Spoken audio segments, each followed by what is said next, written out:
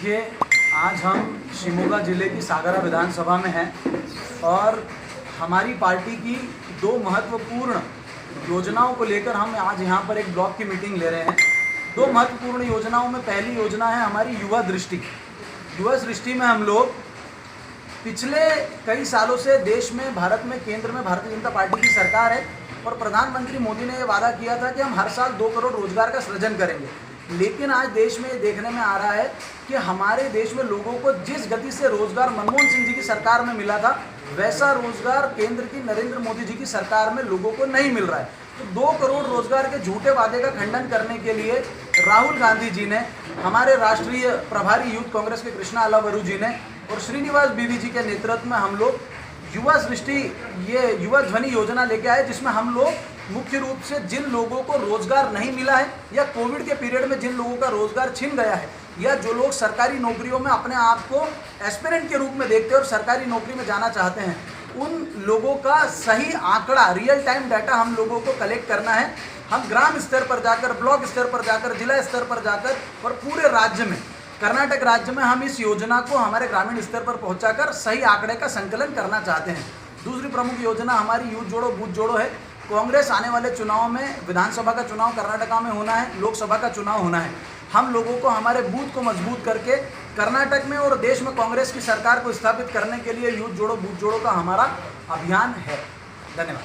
Graduation होने के बाद कोई बीकॉम करता है, एमकॉम करता है, बीई करता है, एमटेक करता है। आपके बेंगलुरु में, कर्नाटक में सबसे बड़ा आईटी हब है।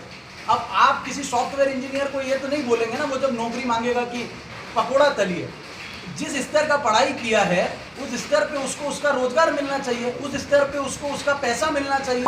आज कई तरीकों से लोगों के रोजगार, मैं कई ऐसे लोगों को जानता हूं जिन लोगों ने अपने 1 लाख रुपए, 1.5 लाख रुपए महीना KPMG और बड़ी बड़ी कंपनियों में काम करने वाले लोगों को 2 लाख रुपए जहाँ मिलते थे, आज 40,000 में काम कर रहे हैं। जॉब्स नहीं है। तो ये सबसे बड़ी आज देश में समस्या है। पकौड़ा तलना ये भारतीय जनता पार्टी की योजना हो सकती है, देश के युवाओं की योजना नहीं है। सर, महंगाई के बारे में सर देखिए, 2013 में 313 रुपए या 314 रुपए का गैस सिलेंडर मिलता था।